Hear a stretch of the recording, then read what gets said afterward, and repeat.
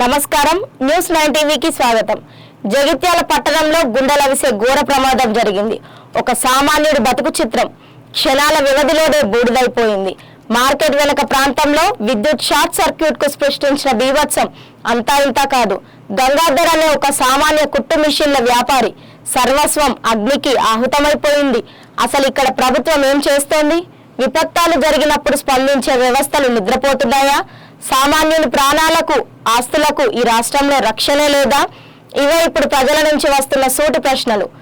Shocking నిజాలు. బూడిదైన 60 కొత్త కుట్లు మిషన్లు అమ్ముకుంటూ రెక్కాడితే గాని డొక్కాడనట్టు బతికే ఒక చిన్న వ్యాపారి ఇల్లు ఈరోజు సజీవ దహనం అయిపోయింది.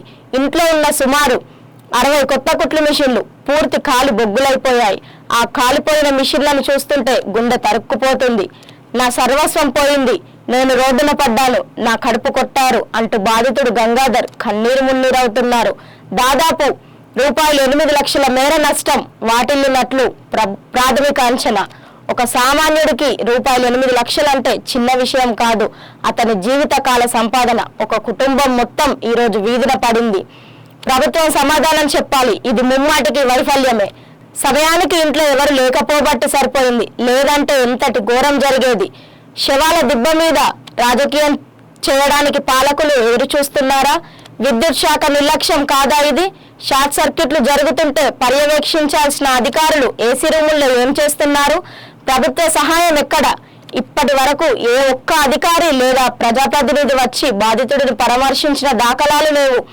ఉచితాలు హామీలు గుప్పించే ప్రభుత్వం ఇలాంటి ఆపద కాలంలో ఒక సామాన్య వ్యాపారిని ఆదుకోవడానికి ఎందుకు ముందుకు రావడం లేదు? తక్షణమే ప్రభుత్వం స్పందించాలి. బాధితుడు గంగాధర్ కుటుంబానికి జరిగిన రూపాయలు 8 లక్షల నష్టాన్ని ప్రభుత్వమే భరించి పూర్తి పరిహారం అందించాలి. లేదంటే ఈ సామాన్యుని ఆగ్రహానికి కన్నీటికి ప్రభుత్వం సమాధానం చెప్పుకోక తప్పదు. నిరంతర అప్డేట్స్ కోసం చూస్తూనే ఉండండి న్యూస్ 9 టీవీ.